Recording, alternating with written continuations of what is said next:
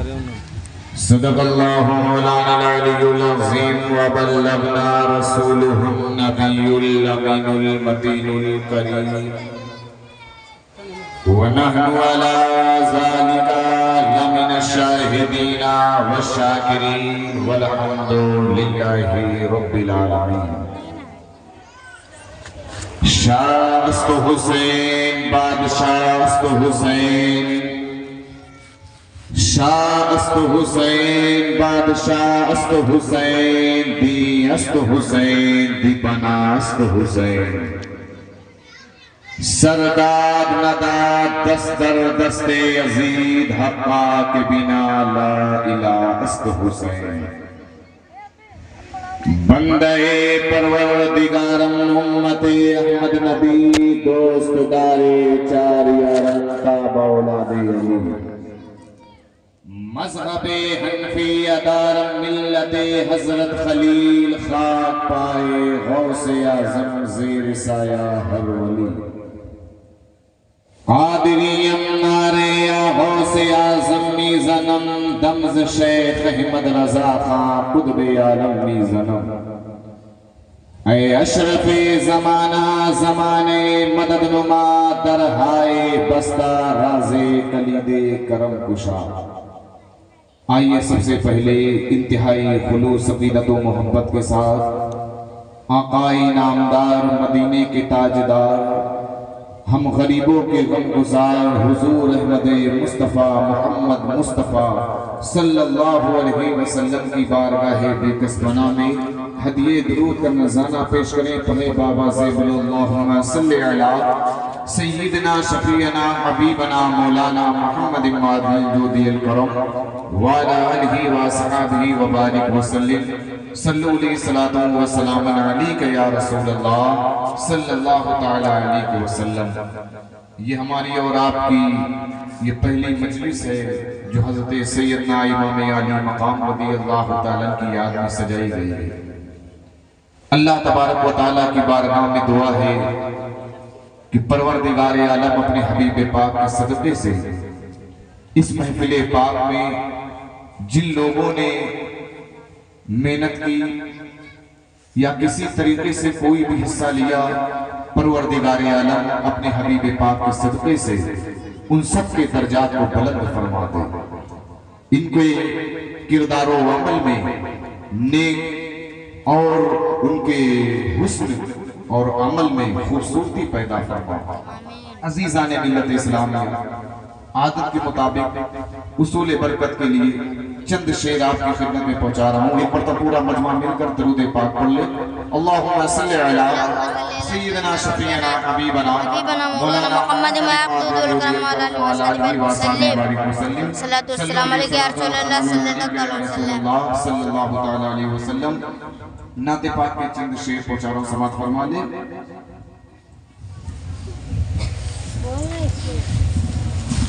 دل میں کسی کو اور بسایا نہ جائے گا،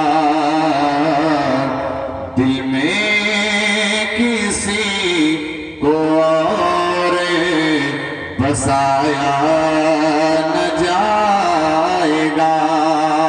ایک مرتبہ مچل کے سارے لوگ مل کر بول دیں سبحان اللہ۔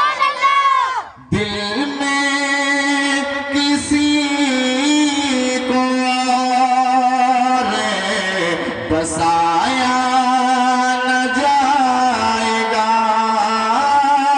دل میں کسی کو اور بسایا نہ جائے گا، ذکر رسول پاک بھلایا نہ جائے گا، ذکر رسول پاک بھلایا نہ جائے گا، دل میں کسی کو اور بسایا نہ جائے گا۔ اور ایک بڑا پیارا شعر آپ کی خدمت پہنچانا سماعت فرما لیں. ایک مرتبہ پورا مجمع مل کر بول دے سبحان اللہ. وہ خود ہی جان لیں گے جتایا نہ جائے گا. ہمیں کیا دقت، کیا پریشانی، ہمیں کیا مصیبت لاحق ہے، یہ ہمیں حضور کی بارگاہ میں عرض کرنے کی ضرورت نہیں. اللہ تعالیٰ نے انہیں وہ مقام و رتبہ دیا کہ ہمارے عرض کرنے سے قبل وہ جان لیتے ہیں. یہ حضور کا مقام، یہ حضور کا رتبہ. اب آپ شعر سماعت فرمائیں.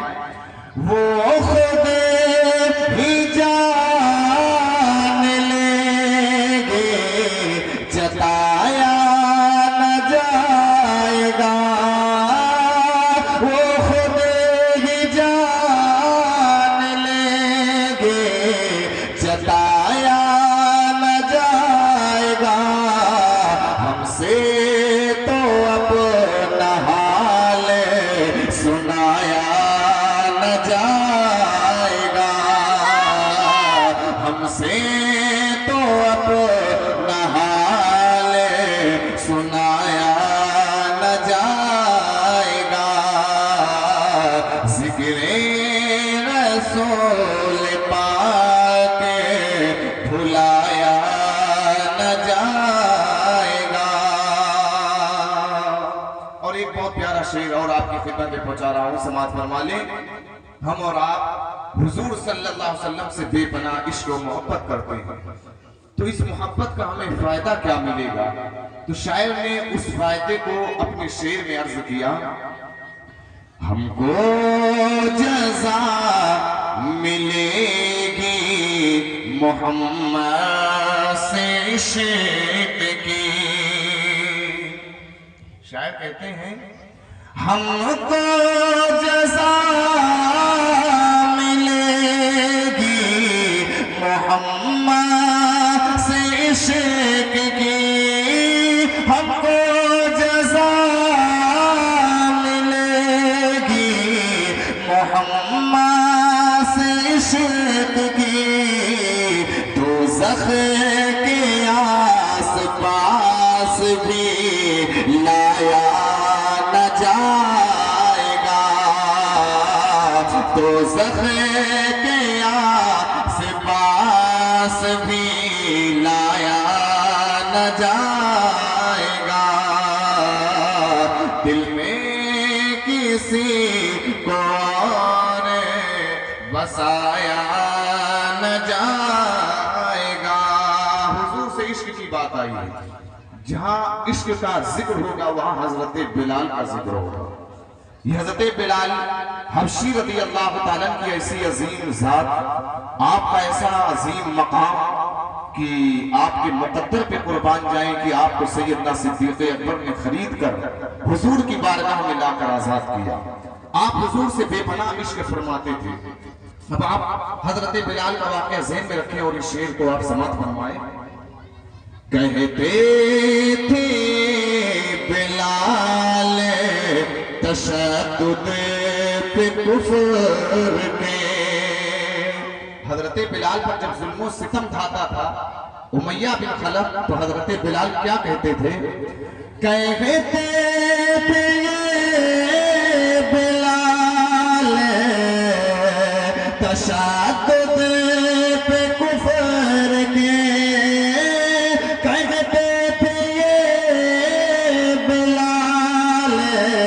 تشدد کے کفر پہ عشق نبی تو دل سے مٹایا نہ جائے گا. عشق نبی تو دل سے مٹایا نہ جائے گا. نعرہ تکبیر، نعرہ جشن شہید اعظم، جشن شہید اعظم، نعرہ تکبیر، سبحان اللہ. اب ایک آخری شعر پہنچا رہا ہوں، سماعت فرما لیں. بڑا پیارا شعر پہنچا رہا ہوں، سماعت فرما. جو حضور کے اختیار تصرفات، حضور کے معجزات کا انکار کرتے ہیں، کہتے ہیں معاذ اللہ حضور ہماری طرح بشر تھا. ان کے لیے ایک شعر پڑھتا ہوں، آپ ملاحظہ فرمائیں. بے شک حضور شافع محشر منکروں، بے شک حضور شافع محشر منکروں، بے شک حضور شافع محشر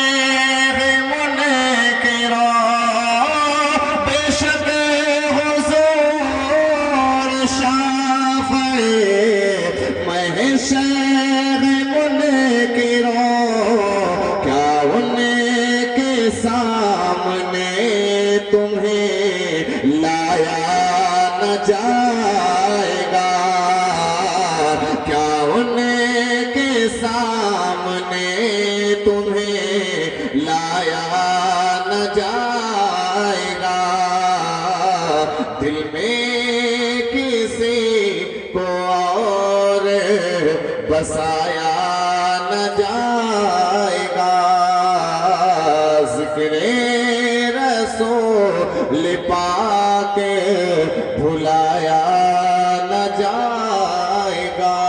ایک مرتبہ سارے لوگ مل کر جھوم کر درود پاک پڑھ لیں. اللہم صلی علی سیدنا شفیعنا حبیبنا مولانا محمد مادن جودی الکرم وعلی آلہ وصحبہ بارک وسلم. صلو علیہ صلاۃ و سلام علیک یا رسول اللہ صلی اللہ تعالی علیہ وسلم. میں نے قرآن کریم کی ایک آیت کریمہ کی تلاوت کرنے کا شرف حاصل کیا. اللہ تبارک و تعالیٰ اس آیت کریمہ میں ارشاد فرماتا ہے محمد رسول اللہ والذین معہ اشداء علی الکفار رحماء بینہم تراہم رکعا سجدا یبتغون فضلا من اللہ ورضوانا. محمد اللہ کے رسول ہیں، ان کے ساتھ والے کافروں پر سخت ہیں، آپس میں نرم دل، تو انہیں دیکھے گا رکوع کرتے سجدے میں گرتے اللہ کا فضل و رضا چاہتے ہیں. عزیزان ملت اسلامیہ، اس وقت کی تھوڑی دیر کی تقریر میں میں آپ کے سامنے حضور صلی اللہ علیہ وسلم سے عشق اور محبت کے تعلق سے چند باتیں پیش کرنے کی کوشش کروں گا کہ ہم اور آپ جو حضور سے بے پناہ محبت کرتے ہیں، عقیدت رکھتے ہیں، تو اس محبت و عقیدت کا ہمیں فائدہ کیا ملے گا، اس محبت و عقیدت کا ہمیں فائدہ کیا ملے گا.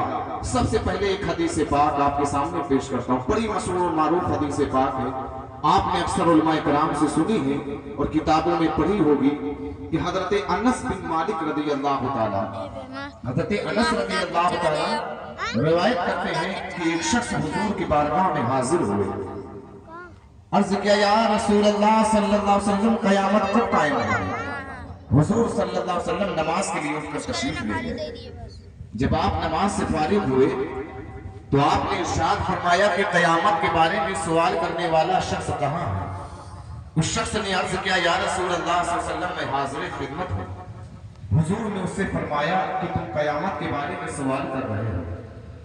قیامت کا وہ ہولناک منظر ہوگا، نفسی نفسی کا عالم ہوگا، کوئی کسی کا پرسان حال نہ ہوگا، باپ بیٹے سے بھاگے گا، بیٹا باپ سے بھاگے گا، کسی کا کوئی پرسان حال نہ ہوگا. ایسے ماحول میں تم نے اپنے لیے کیا تیاری کر رکھی ہے؟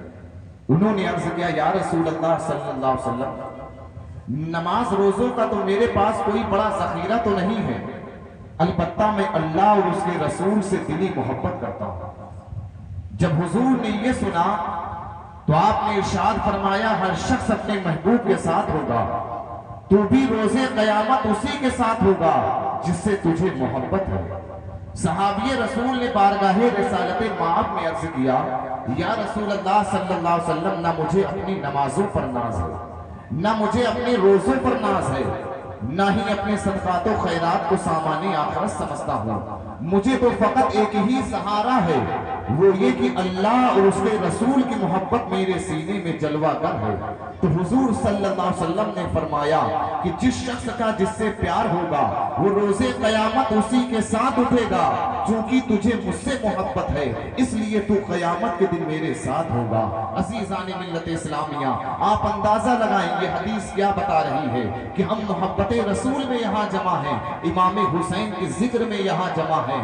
ہمارے دل میں جس کی بھی محبت ہوگی اس حدیث پاک کی روشنی میں ہم کو ان کا قرب نصیب ہوگا قیامت کے دن۔ عزیزان ملت اسلامیہ، اب ایک اور روایت کا میں آپ کے سامنے ذکر کرتا ہوں۔ محبت رسول کی بات چل رہی ہے۔ محبت رسول بڑی عظیم شے ہے، جسے مل جائے اللہ تعالیٰ جسے نواز دے، یہ بڑے کرم کے ہیں فیصلے، یہ بڑی نصیب کی بات ہے۔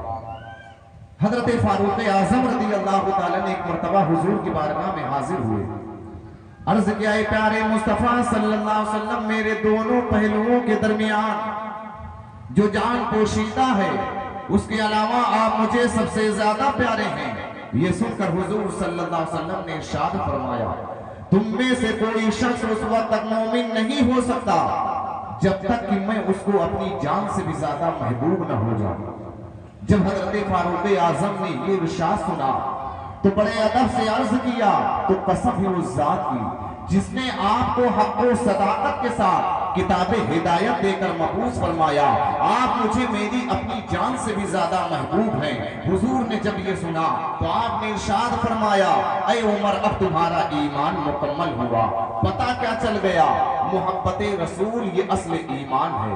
محمد کی محبت دین حق کی شرط اول ہے، اسی میں ہو اگر خامی تو سب کچھ نامکمل ہے۔ اسی طرح ایک اور حدیث پاک میں تذکرہ ملتا ہے، حضرت ابو ہریرہ رضی اللہ تعالیٰ روایت کرتے ہیں کہ اللہ کے پیارے حبیب صلی اللہ علیہ وسلم نے ارشاد فرمایا کہ جو شخص تم میں سے کوئی شخص اس وقت تک مومن نہ ہوگا جب تک کہ میں اس کو اس کے ماں باپ، اولاد اور دوسرے تمام لوگوں سے زیادہ محبوب نہ ہو جاؤں۔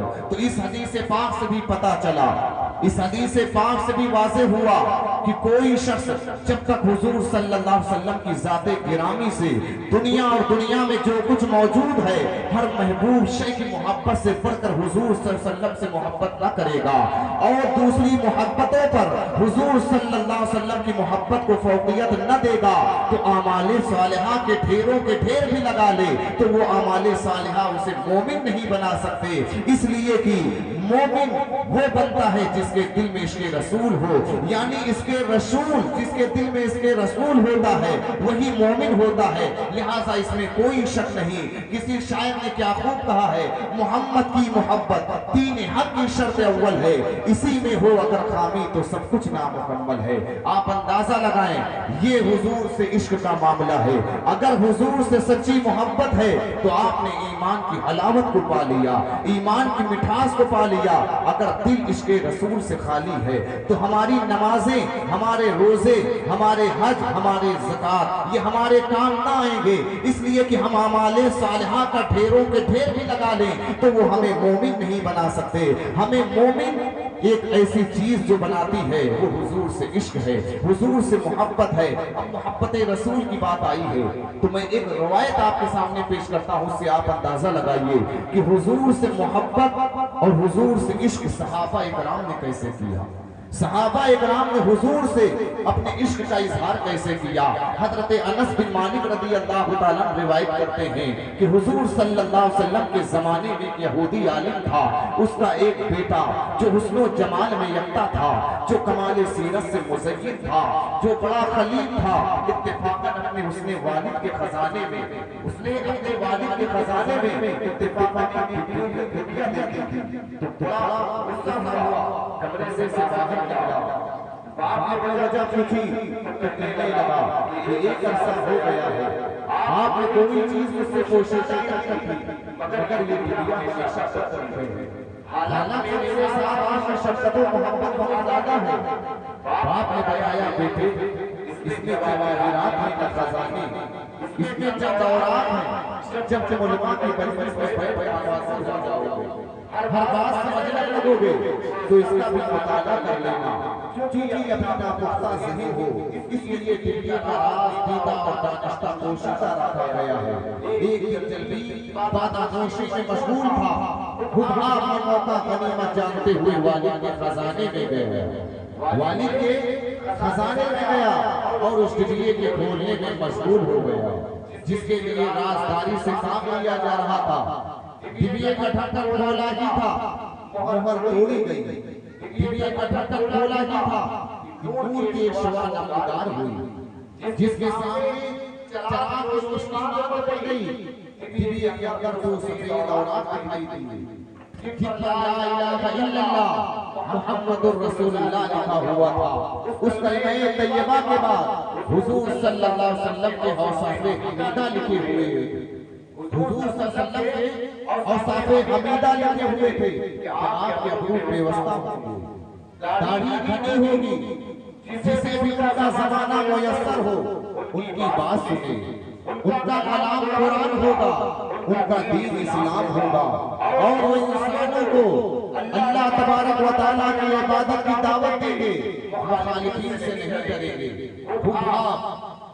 جیسے ہی اس کاغذ پر اس کی نظر پڑی، جب اس نے اس کو دیکھا تو اس کاغذ کو جب اس نے دیکھا تو حضور کی محبت اس کے دل میں اتر گئی، اس کاغذ کو آنکھوں پر چوما اور کہنے لگا یا محمد صلی اللہ علیہ وسلم کاش مجھے معلوم نہیں تھا کہ آپ کی ہے یا نوری، آسمانوں پر رہتے ہیں یا زمین پر، دریاؤں میں رہتے ہیں یا جنگلوں میں، اس نے اپنی محبوبی کا اس انداز سے اظہار کیا کہ بے ہوش ہو گیا۔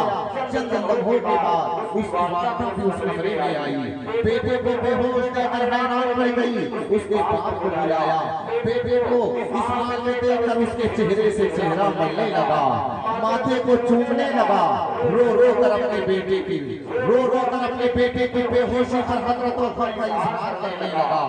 جب نوجوان لڑکا ہوش گیا، والدین کو اپنے سامنے موجود پایا تو اس نے اپنے باپ سے کہا کیا تم میری آنکھوں کی روشنی نہیں دیکھتے؟ کیا تم میری آنکھوں کی روشنی نہیں دیکھتے؟ بڑھاپے کے باوجود اس رحمت الہی سے محظوظ نہیں ہوئے۔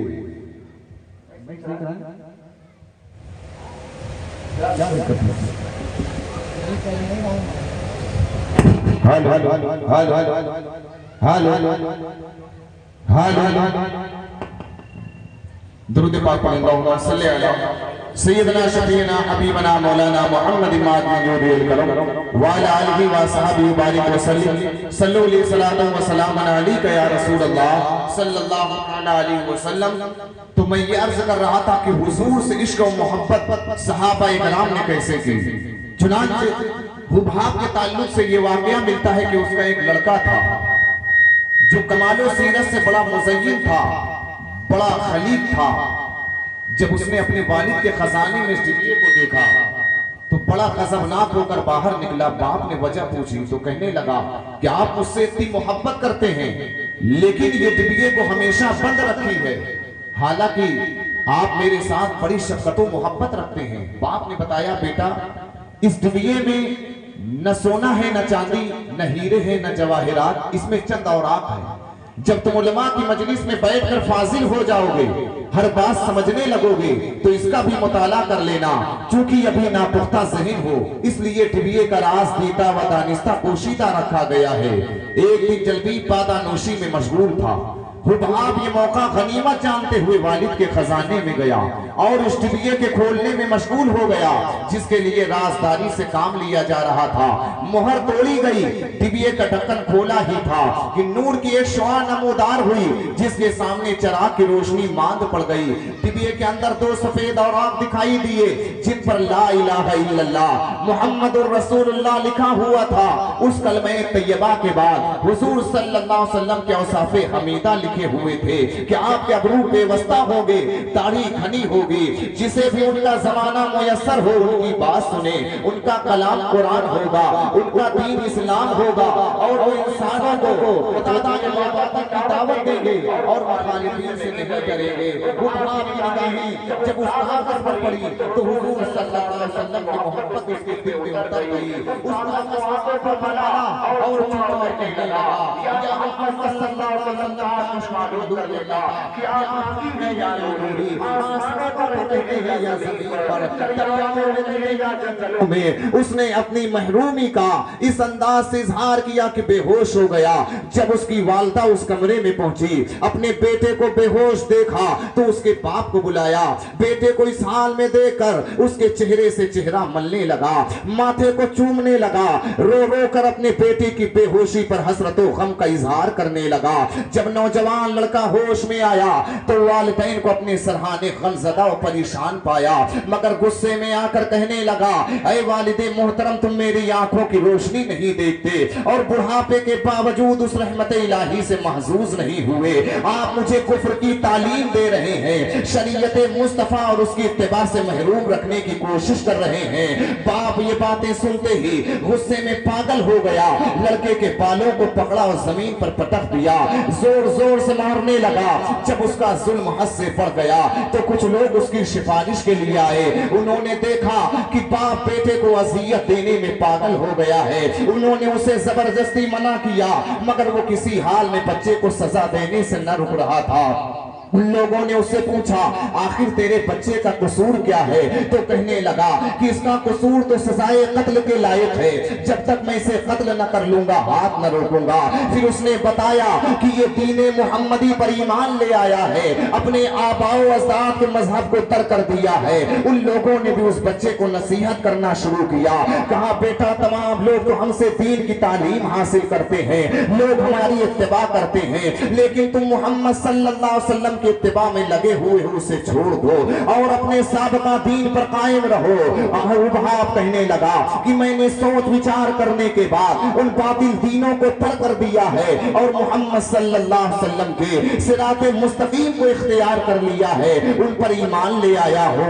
उन लोगों ने उस नौजवान को बड़ी उल्टी सीधी नसीहतें की, मगर वो अपने नेक इरादे पर डटा रहा।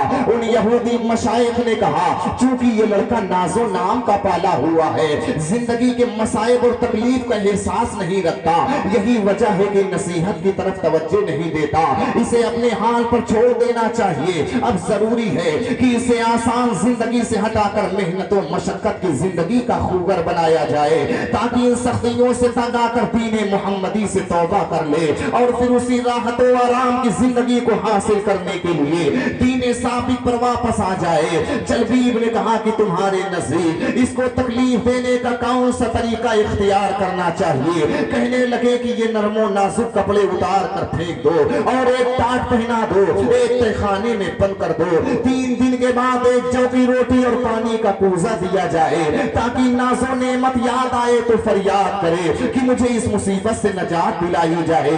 जलबीब ने उन लोगों की नसीहत पर अमल करते हुए उस मजलूम को एक कमरे में बंद कर दिया। क्योंकि उसे सूखी रोटी और पानी की आदत न थी, सख्त परेशान हुआ, वो सख्तियों की वजह से रोता रहता। एक दिन बाप ने देखा तो कहा, क्या तुम अपने दीन पर कायम हो या नहीं और दीने मुहम्मदी से बाज आते हो या नहीं? बेटे ने कहा, है मेरे बाप, मेरा रोना तो आम की बेलुत्फी, पानी की कमी की वजह से नहीं है, बल्कि मुझे तो दीदारे मुस्तफा का इश्तियाक है, मैं मोहब्बते दीदारे मुस्तफा में रो रहा हूँ। बाप ने कहा कि जब तक तुम दीने मुहम्मदी से तौबा न करोगे, तुम्हें इस अजाब से नजात नहीं मिलेगी, तुम्हें इस अजाब से नजात नहीं मिलेगी। लड़के ने कहा, खुदा की कसम, मोहम्मद मुस्तफा सल्लल्लाहु अलैहि वसल्लम की मोहब्बत जिस तरह मेरे दिल में जा घुसी है, उससे तौबा नहीं की जा सकती। गोया वो अपने ज़बाने हाल से यूं कह रहा था, मोहम्मद है मताए आलमो इजाद से प्यारा। मचल के बोलने सुभान अल्लाह। मोहम्मद है मताए आलम जाद से प्यारा, बिदर मादर बिरादर माल औलाद से प्यारा, बिदर मादर बिरादर माल औलाद से प्यारा। جب سختی اور شدت حد سے گزر گئی تو ایک دن اللہ تبارک و تعالیٰ سے حضور صلی اللہ علیہ وسلم کے وسیلے سے 3 چیزوں کی التجائیں کی. اے اللہ تو عبادت کے لائق ہے. حضرت محمد مصطفیٰ صلی اللہ علیہ وسلم کے طفیل میرے طعام کو خوشگوار، پانی کو شیریں اور سیاہیوں کو نورانی بنا دے. اللہ تبارک و تعالیٰ نے اس کی فریاد کو قبول فرما لیا. وہ ایک عرصہ تک مصیبت جھیلتا رہا. جب حضور صلی اللہ علیہ وسلم نے مکہ مکرمہ سے مدینہ منورہ ہجرت کی، یہ خبر شہر میں عام ہو گئی کہ نبی آخر الزماں تشریف لے آئے ہیں. جلبیب نے اپنے غلاموں اور خادموں کو بلایا، کہا کہ اگر تم لوگ میری مرضی کے مطابق ایک کام کر لو میں تمہیں آزاد کر دوں گا. سب نے وعدہ کیا. وہ کہنے لگا کہ حباب میرا لڑکا ہے، اس کو تہخانے سے نکال کر دور کسی جنگل میں لے جاؤ، وہاں سخت مشقت کراؤ، اس کے گلے میں رسی ڈال کر کھینچو. چنانچہ اسے باندھ کر غلاموں کے حوالے کر دیا.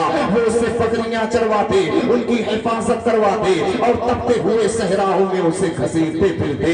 ایک رات سخت تاریکی تھی، بادل چھایا ہوا تھا. نوجوان کے دل میں اشتیاق دیدار محمدی موجزن ہوا. اس کا سینہ عاشق عشق حضور کے دیدار سے منور ہو گیا. بارگاہ خداوندی میں سر نیاز ہم کرتے ہوئے کہنے لگا، اے میرے پروردگار عالم، تو آسمانوں سے بارش برساتا ہے، اس سے زمین کو زندہ کرتا ہے، اپنے بندوں کو سیراب کرتا ہے. اے اللہ، میرا شوق محبت دیدار مصطفیٰ میں بے حد و حساب ہو گیا ہے. میں نے بڑی تکلیفیں اٹھائی ہیں. اے اللہ، اب مجھ پر رحم فرما اور میری جان پر احسان فرما. میری آنکھوں کو دیدار محمدی سے منور فرما. جیسے ہی یہ دعا اس کی زبان پر آئی، اس کی گردن سے وہ رسی ٹوٹ گئی، اس کے پاؤں سے جنزیریں ٹوٹ گئی اور وہ مدینہ منورہ کی طرف چل پڑا. اس مقام سے مدینہ منورہ 80 میل کے فاصلے پر تھا. اللہ تعالیٰ نے اس عاشق رسول کے لیے زمین کو سمیٹ دیا. فاصلہ بہت کم ہو گیا. صبح ہی ہو بھا مدینہ منورہ میں حضرت عمار بن واصلہ انصاری رضی اللہ تعالیٰ کے گھر کے دروازے پر پہنچ گیا. تھکا ماندہ سر جھکائے ہوئے بیٹھا تھا. حضرت عمار نے اس سے حال دل پوچھا تو کہا، مرا غمی است پیدا نمی توانم کرد، حکایت دل شیطان نمی توانم کرد. حضرت عمار نے کہا، اے نوجوان، تجھے دیدار محمدی کی قسم ہے، مجھے سارا واقعہ سناؤ تاکہ میں تمہاری مدد کر سکوں، تمہارے کام آ سکوں. اس نوجوان نے حضرت عمار کی زبان سے نام محمد سنا تو زارو قطار رونے لگا اور کہنے لگا، کیا آپ نے اپنی آنکھوں سے حضور صلی اللہ علیہ وسلم کا دیدار کیا ہے؟ انہوں نے بتایا کہ ہاں. حباب اٹھا اور حضرت عمار کے چہرے سے اپنا چہرہ ملنے لگا، ان کی آنکھوں کو چومنے لگا جنہوں نے دیدار رسول کیا ہوا تھا. کہنے لگا، ان آنکھوں پر میری جان قربان ہو جنہوں نے حضور صلی اللہ علیہ وسلم کی زیارت کی ہے. میرا سریر قدموں پر نثار جو راہ مصطفیٰ پر چلے ہیں. حضرت عمار کو اس نوجوان سے عشق رسول چھلکتا دکھائی دیا تو اس کے سر پر دست شفقت رکھا اور اسے بہت پیار کیا اور اس کی گردن میں باہیں ڈال کر بڑا پیار کیا. حباب کو حضور کی بارگاہ میں پہنچا دیا. جیسے ہی طالب مطلوب کی بارگاہ میں پہنچا اور جمال مصطفیٰ سے محظوظ ہوا تو بارگاہ خداوندی سے حضرت جبریل امین پیغام لے کر آئے. عرض کیا، اے پیارے مصطفیٰ صلی اللہ علیہ وسلم، اللہ تبارک و تعالیٰ آپ پر سلام بھیجتا ہے اور حباب کو دوست بنانے کا حکم دیا ہے کیونکہ یہ آپ سے محبت کرتا ہے. آپ کے عاشقوں میں اتنا بڑا محبت کرنے والا کوئی دوسرا نہیں. اس نے آپ کے عشق و محبت میں بڑے دکھ اٹھائے ہیں. راہ عشق میں محنت و مشقت اٹھاتے وقت صبر ایوب سے کام لیا ہے. آپ اندازہ لگائیں، یہ صحابہ اکرام نے حضور سے عشق کیا کہ انہوں نے مصیبتیں جھیلی، اپنی جان کے نذرانے پیش کیے، لیکن حضور کا جو محبت کا چراغ ان کے دل میں روشن تھا اسے بجھنے نہ دیا. اب اس روایت سے یہ بھی معلوم ہوا کہ وہ حضرات جو حضور سے عشق و محبت رکھتے ہیں، وہ حضرات جو حضور سے سچی محبت رکھتے ہیں، بارگاہ خداوندی میں ان کا کتنا بڑا مقام ہے، بارگاہ خداوندی میں ان کا کتنا اونچا مرتبہ ہے کہ حضرت جبریل امین پیغام لے کر آئے. اے پیارے مصطفیٰ، اللہ تعالیٰ آپ پر سلام بھیجتا ہے، آپ کو دوست بنانے کا حکم دیا ہے. آپ اندازہ لگائیں، یہ حضور سے عشق محبت کی شان ہے. کہ اللہ تبارک و تعالیٰ جبریل امین کو بھیج رہا ہے اور حکم دے رہا ہے کہ آپ کو دوست بنا لیں. آپ اندازہ لگائیں حضور سے عشق اور محبت یہ اصلی ایمان ہے. محمد کی محبت دین حق کی شرط اول ہے. مچل کے بول دے سبحان اللہ. محمد کی محبت دین حق کی شرط اول ہے. اسی میں ہو اگر خامی تو سب کچھ نامکمل ہے. اسی میں ہو اگر خامی تو سب کچھ نامکمل ہے. ایک مرتبہ سارے لوگ مل کر درود پاک پڑھ لیں. اللہم صلی علی سیدنا شفیعنا حبیبنا مولانا محمد وعلی آلہ وصحبہ بارک وسلم. ماشاءاللہ آپ بہت اچھا سماعت کر رہے ہیں, بہت اچھا سن رہے ہیں. بس تھوڑی دیر اور میں آپ کے سامنے کچھ باتیں اور پیش کروں گا, اس کے بعد میں اپنی بات کو مکمل کر دوں گا کہ حضور صلی اللہ علیہ وسلم سے عشق و محبت اس کی کیا شان ہے. اب ایک روایت پیش کرتا ہوں ایک صحابیہ کا کہ دیکھیں صحابہ تو صحابہ, حضور کی جو صحابیہ تھی ان کے دل میں حضور کی کیسے محبت تھی. یعنی حضور پر وہ اپنی جان و مال کو فدا کرنے کے لیے تیار ہر وقت رہتے تھے. یہ صحابہ اکرام کا حال تھا. جنگ احد میں یہ خبر جب پھیل گئی کہ حضور صلی اللہ علیہ وسلم شہید کر دیے گئے, جب یہ ہولناک خبر مدینہ منورہ پہنچی تو وہاں کی زمین دہل گئی, یہاں تک کہ وہاں کی پردہ نشین عورتوں کے دل و دماغ میں صدمات و غم کا طوفان آ گیا. قبیلہ بنی دینار کی ایک عورت اپنے جذبات سے مغلوب ہو کر اپنے مکان سے باہر نکل پڑی اور میدان جنگ کی طرف چل پڑی. راستے میں اسے اپنے باپ اور بھائی اور شوہر کی شہادت کی خبر ملی, مگر اس نے اس کی کوئی پرواہ نہ کی اور لوگوں سے یہی پوچھتی رہی کہ مجھے یہ بتاؤ کہ اللہ کے پیارے حبیب صلی اللہ علیہ وسلم کیسے ہیں. لوگوں نے اسے بتایا کہ اللہ کے پیارے حبیب صلی اللہ علیہ وسلم خیریت سے ہیں. تو اس سے اس عورت کو تسلی نہ ہوئی, اس سے اس خاتون کو تسلی نہ ہوئی. وہ کہنے لگی کہ تم لوگ مجھے حضور صلی اللہ علیہ وسلم کا دیدار کراؤ. جب لوگوں نے اسے لے جا کر اللہ کے پیارے حبیب صلی اللہ علیہ وسلم کے سامنے کھڑا کر دیا, اس نے جمال نبوت کو دیکھا تو بے اختیار اس کی زبان سے یہ جملہ نکل پڑا, کل مصیبت بعدک جلل. آپ کے ہوتے ہوئے ہر مصیبت ہیج ہے, آپ کے ہوتے ہوئے ہر مصیبت ہیج ہے. بلکہ اس نے رخ انور کو جو دیکھا تو کہا, بلند آواز سے بول دے سبحان اللہ. آپ حضرات پر نیند کا اثر تو نہیں ہے, ورنہ گفتگو یہیں پہ ختم کر دی جائے. ایک مرتبہ سارے لوگ اپنی بیداری کا ثبوت پیش کریں اور مل کر بول دیں سبحان اللہ. بلکہ اس نے رخ انور کو جو دیکھا تو کہا تو سلامت ہے, تو پھر ہیج ہے سب رنج و علم. میں بھی اور باپ بھی شوہر بھی برادر بھی فدا, میں بھی اور باپ بھی شوہر بھی برادر بھی فدا. اے شہیدی تیرے ہوتے ہوئے کیا چیز غم, اے شہیدی تیرے ہوتے ہوئے کیا چیز غم. اے پیارے مصطفیٰ, آپ کے ہوتے ہوئے ہماری کیا حیثیت, آپ سلامت ہیں تو پھر ہیج ہے سب رنج و علم. آپ اندازہ لگائیں یہ صحابی رسول ہے, یہ صحابیہ رسول ہیں, ان کی عشق محبت کی یہ شان ہے. سوچیں کہ حضور صلی اللہ علیہ وسلم سے صحابہ اکرام کس انداز سے عشق کرتے تھے, حضور سے کس انداز سے محبت فرماتے تھے. اس لیے کہ حضور سے محبت, حضور سے عشق یہ اصل ایمان ہے, یہ ایمان کی جڑ ہے, ایمان کی بنیاد ہے. اگر یہ چیز آپ کے پاس حاصل نہیں ہو سکتی تو گویا ایک درخت ہے ہے اگر اس کی جڑ زمین میں نہ ہو تو درخت کبھی پھول نہیں دے سکتا، کبھی پھل نہیں دے سکتا۔ اسی طرح یہ حضور کی محبت ہے، اگر یہ آپ کے دل میں نہیں ہے تو یہ نماز، یہ روزے، یہ حج، یہ زکات، یہ نیکیاں آپ کے کوئی کام نہ آئیں گی، اس لیے کہ آپ اعمال صالحہ کے ڈھیروں کے ڈھیر بھی جمع کرتے رہے، لیکن جب حضور سے عشق نہ ہوگا، حضور سے محبت نہ ہوگی تو آپ کو یہ چیزیں کام نہ آئے گی۔ اس لیے پتہ کیا چل گیا، حضور سے عشق، حضور سے محبت یہ اصل ایمان ہے۔ اب ایک نقطے کی بات عرض کرتا ہوں، اگر آپ حضرات بیداری کا ثبوت پیش کریں تو ایک نقطے کی بات میں آپ کے سامنے پیش کرتا ہوں۔ ایک شخص حضور کی بارگاہ میں حاضر ہوا اور کلمہ پڑھا اور اسی وقت اس کا انتقال ہو گیا۔ حضور کی بارگاہ میں آئے، اب دیکھیں ایمان کی بات میں آپ کے سامنے عرض کر رہا ہوں کہ یہ ایمان اس کی کیا حیثیت ہے، ایمان یہ کیا مقام رکھتا ہے۔ اگر ایمان نہیں ہے تو آپ کے پاس نیکیوں کے انبار ہو تو وہ نیکیوں کے انبار آپ کو جنت نہیں دلا سکتے۔ جنت تو آپ کے حضور کے عشق سے ملتی ہے، اس لیے کہ اسی کا نام عشق اور محبت ہے اور اسی کا نام ایمان ہے۔ چنانچہ ایک شخص حضور کی بارگاہ میں حاضر ہوئے، کلمہ پڑھا، اسی وقت انتقال ہو گیا۔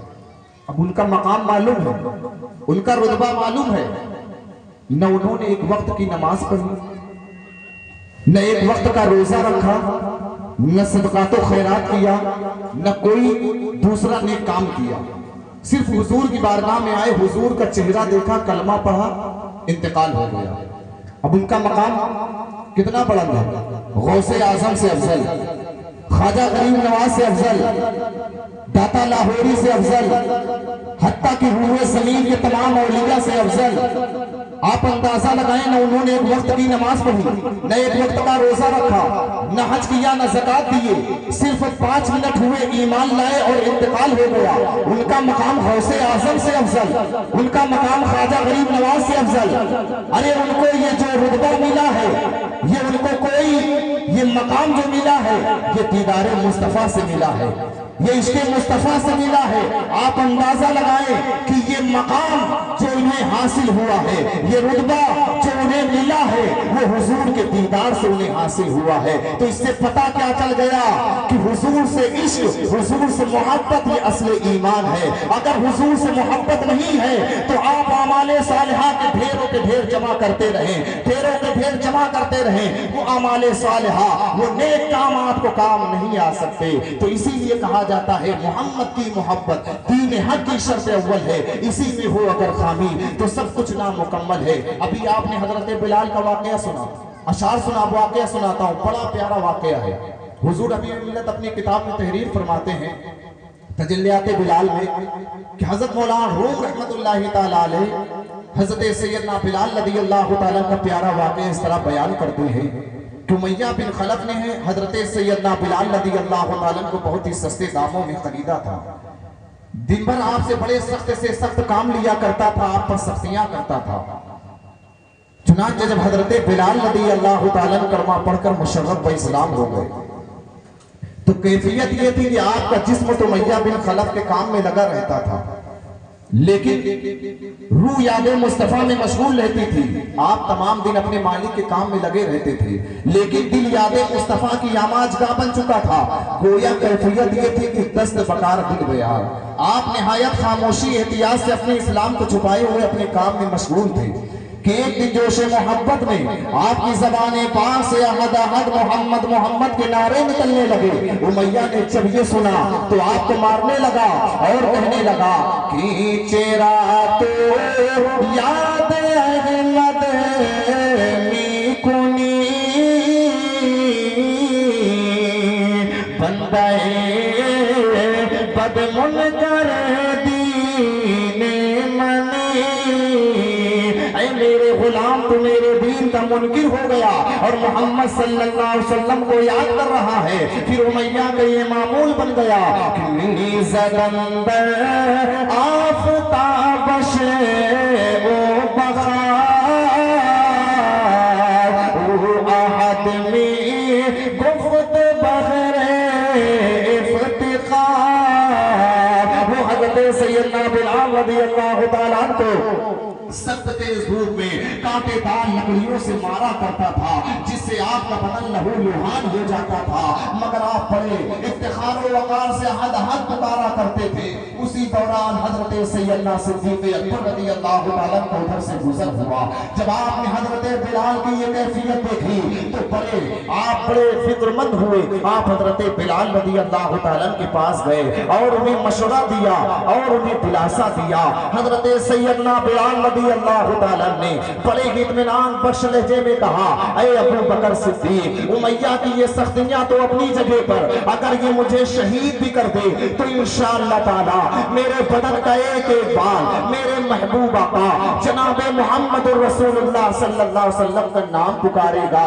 گویا حضرت بلال اپنے انداز میں عرض کر رہے تھے، بولے بلال حبشی امیہ، مچل کے بول دے سبحان اللہ، بولے بلال حبشی امیہ ابن خلف سے سن ظالم، ارے جان میں دوں گا ایمان نہ دوں گا، ارے جان میں دوں گا ایمان نہ دوں گا، الفت ہی کچھ ایسی ہے جان میں دوں گا ایمان نہ دوں گا۔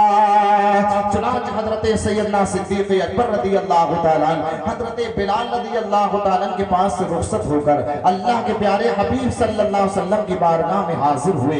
عرض کیا ہے پیارے مصطفیٰ صلی اللہ علیہ وسلم، میں چاہتا ہوں کہ بلال کو خرید لوں، امیہ جتنی بھی قیمت طلب کرے گا میں ادا کروں گا۔ حضور صلی اللہ علیہ وسلم بہت خوش ہوئے اور ارشاد فرمایا، اے ابو بکر جاؤ اور بلال کو خرید لاؤ، مگر شرط یہ ہے کہ آدھی رقم میں ادا کروں گا اور آدھی رقم تم ادا کرنا۔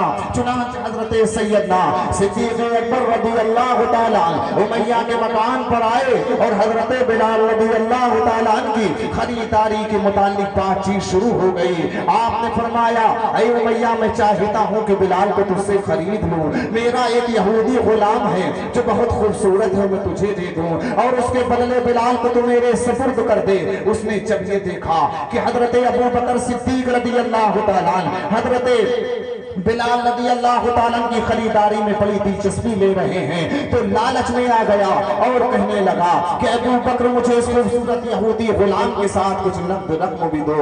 حضرت ابو بکر صدیق رضی اللہ تعالیٰ نے امیہ کی بات منظور کرتے ہوئے اپنا یہودی غلام اور کچھ نقد رقم امیہ کو دے کر حضرت بلال رضی اللہ تعالیٰ کو خریدا، انہیں لا کر حضور صلی اللہ علیہ وسلم کی بارگاہ میں حاضر کر دیا۔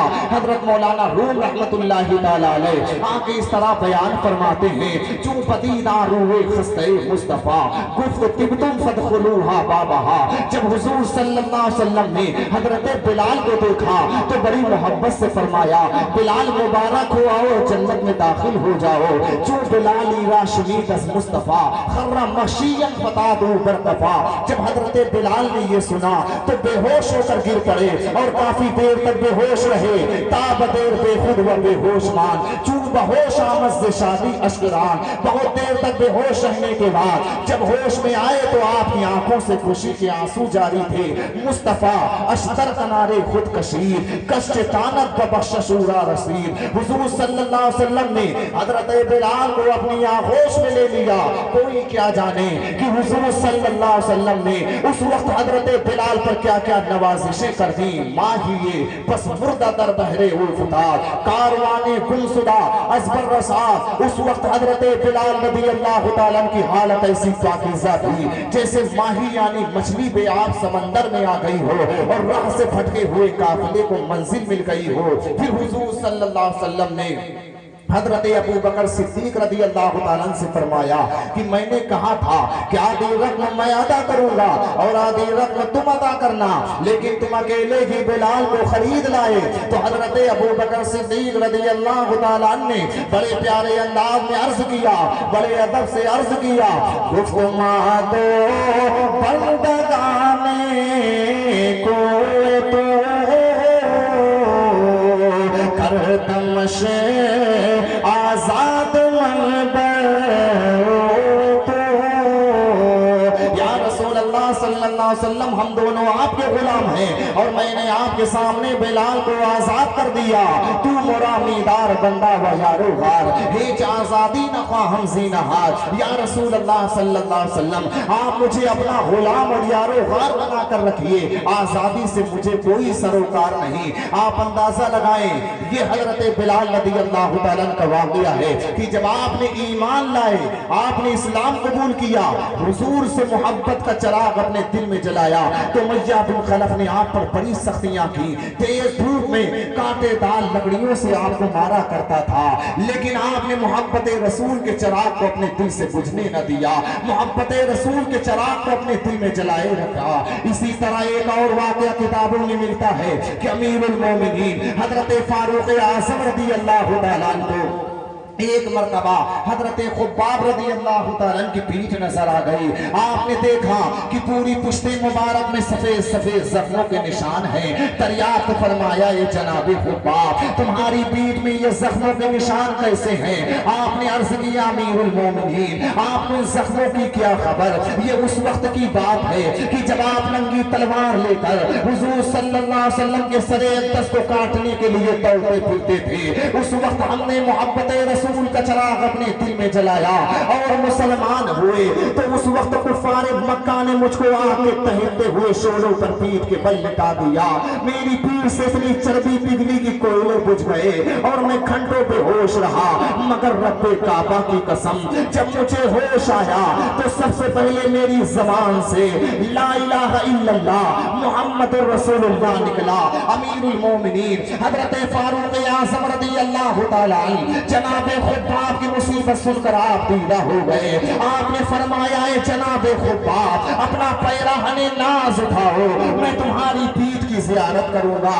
اللہ اللہ یہ پیٹھ کتنی مقدس و مبارک ہے جو محبت رسول کی بدولت آگ میں جلائی گئی۔ اے مجاہدین اسلام تمہارا بڑا احسان ہے، تم نے تپتی ہوئی ریت پر تہتے ہوئے شعلوں پر اپنے جسم کو رکھ کر ساری دنیا کو گلزار بنا دیا، ساری دنیا کو ایمان کی دولت بار دی۔ اسی طرح کفار مکہ نے حضرت عمار بن یاسر رضی اللہ تعالیٰ کو پہلے چوک اور کوڑوں کے مار سے میں ڈھال کر دیا، پھر آگ کے کوئلوں پر پیٹ کے بل لٹا دیا، مگر یہ استقامت کا پہاڑ بن کر اسلام پر ثابت قدم رہے۔ اے مسلمانوں اگر آپ کو بھی اسلام سے گزرنا پڑے، اگر آپ کو بھی اسلام پر چلنا پڑے تو آپ بھی استقامت کا پہاڑ بن کر اسلام پر ثابت قدم رہیں، کیونکہ دوستو جب ایک مسلمان ہوتا ہے تو اسے اندر سے بھی مسلمان ہونا چاہیے، اسے باہر سے بھی مسلمان ہونا چاہیے، اس کی نشست و برخاست بھی نبی نبی بولے، اس کی رفتار و گفتار بھی نبی نبی بولے،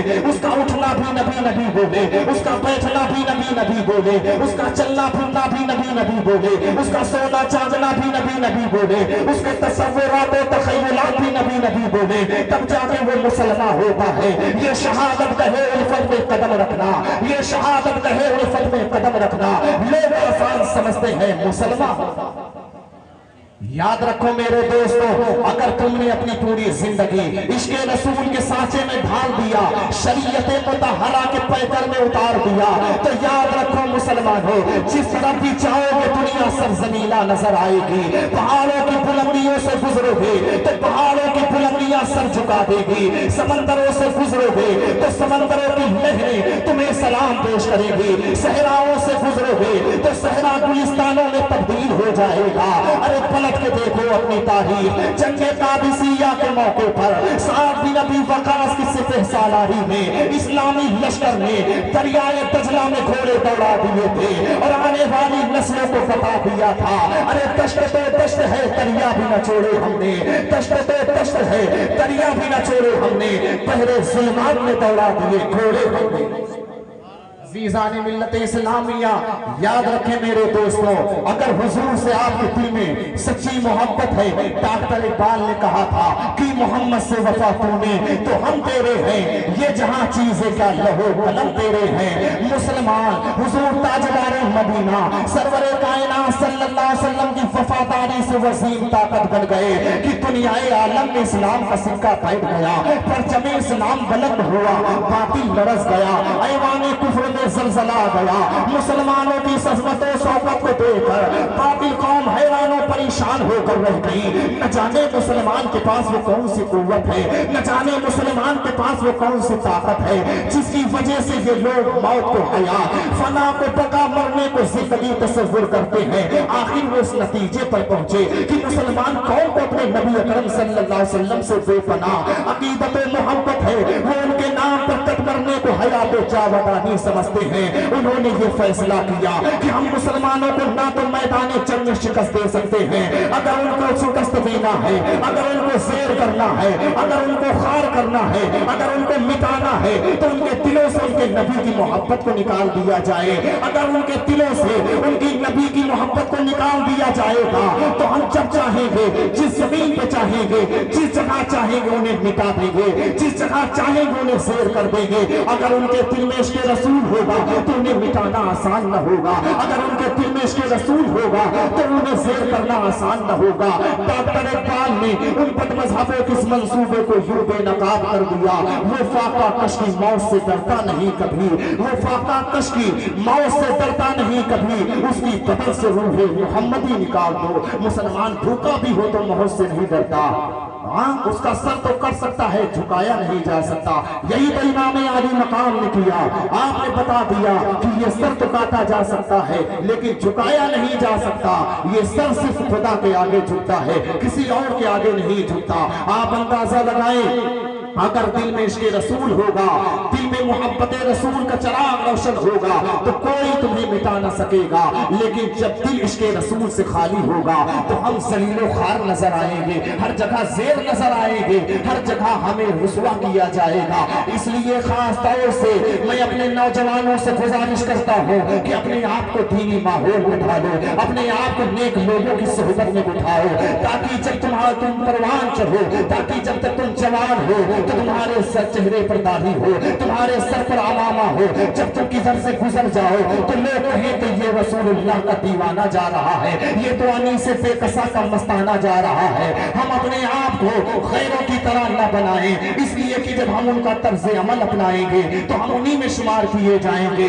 बहरहाल मैं अर्ज कर रहा था कि कुफार मक्का ने हजरत अम्मार बिन यासिर को आग के तहकते हुए शोलों पर पीठ के बल लिटा दिया, मगर ये इस्तिकामत का पहाड़ बनकर इस्लाम पर साबित कदम रहे। ऐ मेरे दोस्तों, जब हजरत अम्मार बिन यासिर को कुफार मक्का ने पकड़ लिया, उनके हाथ और पांव को बांध दिया, आग के किनारे बैठा दिया, कहा कि अम्मार बिन यासिर दीन इस्लाम को छोड़ दो, दीन इस्लाम से तौबा कर लो, वरना हम तुम्हें इसी आग में फेंक देंगे। हजरत अम्मार बिन यासिर ने कहा, ऐ कुफार मक्का, अगर तुमको आग में डालना है तो डाल दो, न छोड़ूंगा कभी मैं अहमद मुख्तार का दामन।